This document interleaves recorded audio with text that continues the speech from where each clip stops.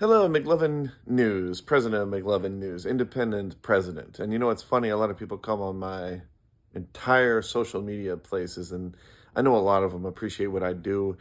The reason why I haven't covered any personal stories of people who have had a hard situation with loss of life, a desperate situation where somebody was hurt in a crash, you don't ever think I don't think about those people every day, because that's how I started. If you look back on my YouTube channel, please check that out. There are a lot of stories where, sadly, there were stories about a young boy who died. He was shot up in his home, young African-American child.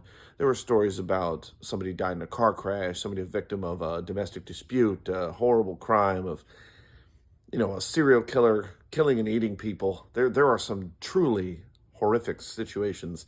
And what's horrible is, what's even worse, people seem to forget the feeling of empathy out there. Not everybody, but most of everybody, because they use a shorter vision of what American English is. An interesting thing is, Donald Trump did say, he said, we're going to make English the most primary language. What's funny is it already is the primary language, but Spanish is number two.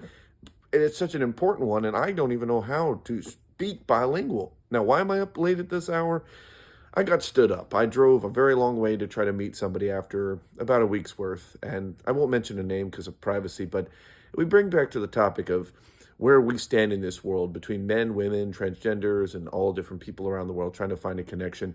I have a very clear point on my dating profile, and I keep that stuff generally private. For the most part, I'm very clear. I don't want any men.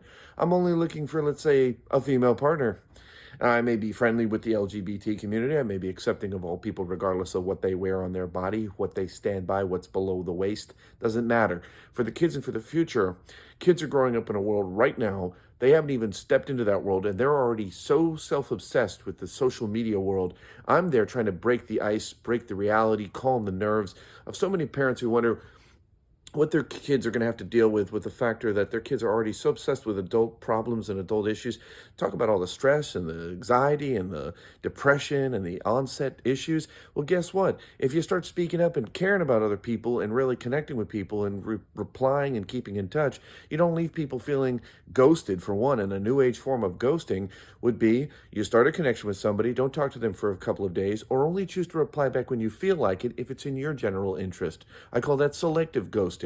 And or in the construct of what even dating is nowadays, most people seem to think that it's weird to talk about finding somebody on an online social dating site. You know what's interesting? Only one free one exists that I'm aware of, and if anybody knows one, feel free to leave it in the comment section and share it with me, because Facebook dating exists, but a lot of people, like with anything, ruin a perfectly good place.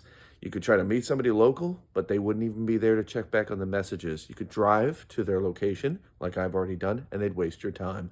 Imagine what kids are going to go through in the future. It's a very disturbing reality, and I'm telling you right now, I'm speaking out, trying to tell people, step up to the plate and be human and care about others. Show a little empathy, because life's just too short, and you're missing out on the opportunity of somebody who would give a chance. And me, I'm forced to feel like I may just have to go outside of the United States to find a partner, because where are all the real women and men who care about the empathy of others and stop treating each other like they're just a free pass to be treated like a nice article of clothing, a piece of meat in the grocery store, or something they can just get a short bit of entertainment out of and then drop them when they lose interest. Thanks for watching. Treat each other with respect and care and love and empathy. And remember, our kids are in this, and that's the future we're leaving behind for them, just like the past generation.